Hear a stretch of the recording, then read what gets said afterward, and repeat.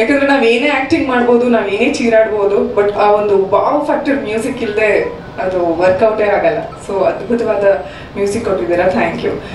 ಇನ್ನು ನನ್ನ ಪಾತ್ರ ಜಾಸ್ತಿ ಶರಣ್ ಸರ್ ಮತ್ತೆ ಚಿಕ್ಕು ಅಂಡ್ ಕಿರಣ್ ಅವರೊಟ್ಟಿಗೆ ಇತ್ತು. ಎರಡು ಗಟ್ಟಿಗಳೊಟ್ಟಿಗೆ ಕೆಲಸ ಮಾಡೋದಿದೆಯಲ್ಲ, ಅದ್ ಎಷ್ಟು ತೊಂದರೆ, ಅದ್ ಎಷ್ಟು ಒಳಗಡೆ ಇನ್ಫೀರಿಯರ್ ಅನ್ನೋದಕ್ಕಿಂತ ಯಾವಾಗ್ಲೂ ಪುಕ್ಕ ಪುಕ್ಕ ಅಂತಿರ್ತಾರೆ.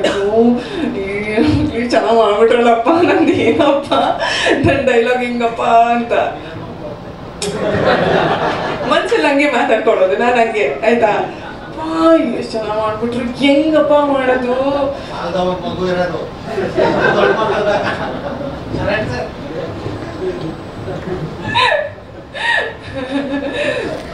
ಅಯ್ಯೋ ಎಷ್ಟು ಚೆನ್ನಾಗಿ ಮಾಡ್ತಿದಾರೆ, ನಾನು ಏನು ಮಾಡೋಕ್ಕಾಗ್ತಿಲ್ವಲ್ಲ.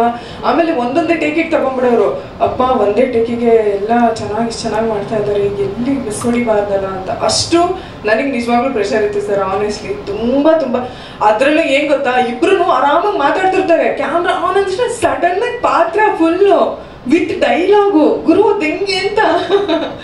ಬ್ಯೂಟಿಫುಲ್. ನಾನು ತುಂಬಾ ಕಲಿತೆ. And Sharan sir, I always say you are an amazing sir.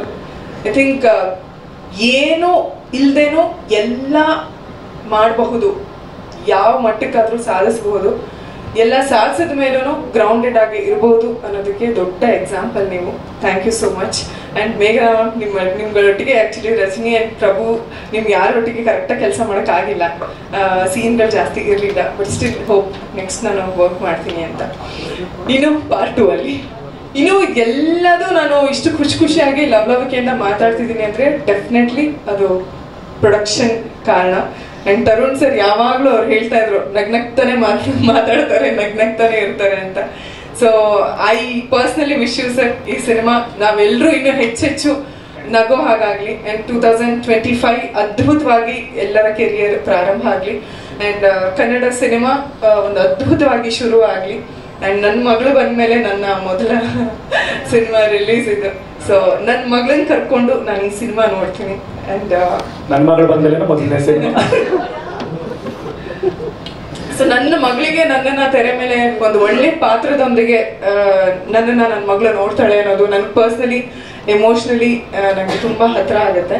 Thank you so much sir. Thank you.